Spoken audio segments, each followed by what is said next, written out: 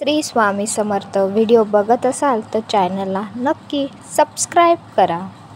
जेव्हा आपण स्वामींची सेवा करतो किंवा नामस्मरण करतो तर अचानक नामस्मरण करताना जांभोळी येते, आळस यायला लागतो, मनामध्ये वाईट विचार यायला लागतात किंवा डोळ्यात पाणी येते किंवा शरीर जड झाल्यासारखं असं वाटतं. हे का होतं?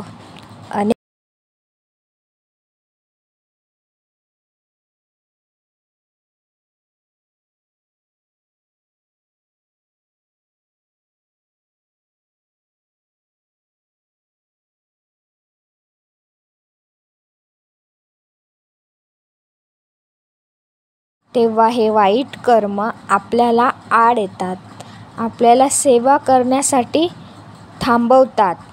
कारण मानवाचा देह हा नेहमी मोहाच्या साखळदंडात अडकलेला असतो.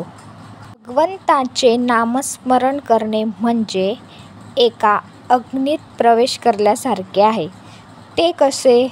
हा अग्नी सर्व वाईट संस्कार, दुष्ट वृत्ती आणि अनिष्ट ऊर्जांना हा अग्नी नष्ट करत असतो.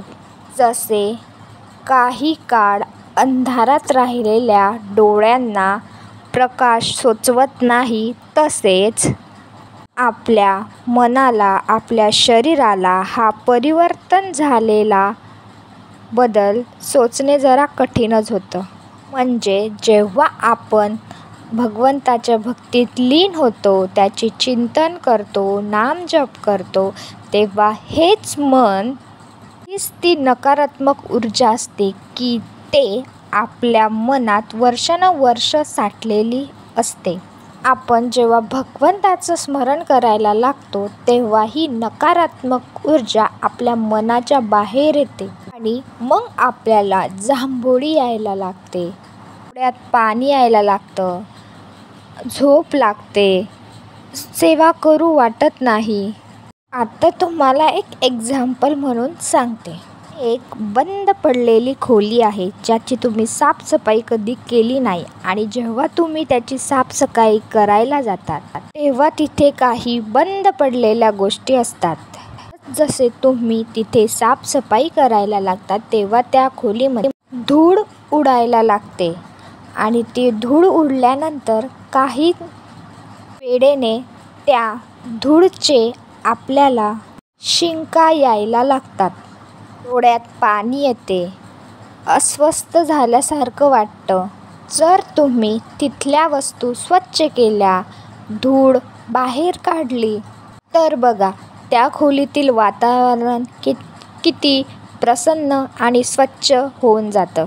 अगदी तसंच भगवंताच्या नामस्मरण करताना आपल्यासोबत होत असतं. आपलं मन म्हणजे त्या जुन्या खोलीसारखे आहे. आपल्या मनामध्ये वर्षानुवर्षाची नकारात्मकता साठलेली असते. वाईट कर्म, वाईट गोष्टी आपल्या मनामध्ये साठलेल्या असतात. जेव्हा आपण भगवंताचं नाव घेऊन साधना सुरू करतो तेव्हा या सर्व साठलेल्या गोष्टी हलल्या जातात, त्यांचं अस्तित्व डगमगू लागतं आणि त्यांची बाहेर पडण्याची प्रक्रिया सुरू होते. म्हणूनच आपल्याला काही वेळा जांभोळी येते, आळस येतो, मन जड झाल्यासारखं वाटतं. हे आपण समजून घेतलं आणि आपली साधना चालूच ठेवली तर थोड्या वेळाने आपले मन पूर्ण स्वच्छ होते, शांत होते. जेव्हा आपण मन लावून पारायण करत असतो, जेव्हा आपल्यातली ती नकारात्मकता नष्ट होत असते, आपलं मन नेहमी आपल्याला सेवा करण्यापासून थांबवत असतं. म्हणजे आपल्याला 11 माळी करायच्या असले तर आपलं मन आपल्याला म्हणतो, नको, आता 1 माळ केली ना, बस, जाऊ दे, नंतर कधीतरी करू, उद्या करू, आज करू. असं आपले वाईट कर्म आपल्याला देवांजवळ जाऊ देत नाही. जेव्हा आपल्या मनात वाईट विचार येत असतील तर त्यांना येऊ द्या, पण तुम्ही सेवा, उपासना थांबवू नका. थोड्या काळानंतर ते वाईट विचार शांत होऊ लागतात. जशी जशी साधना दृढ होत जाते तसे तसे हे अडथळे नष्ट होऊ लागतात.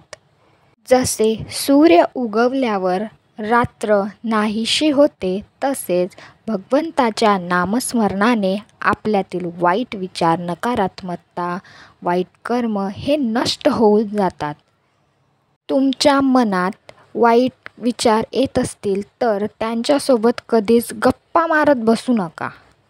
तुम्ही सेवा करत राहा, म्हणजे ते आपोआप नाहीसे होतील. तुम्हाला आजचा व्हिडिओ कसा वाटला मला कमेंट करून नक्की सांगा. तोपर्यंत श्री स्वामी समर्थ.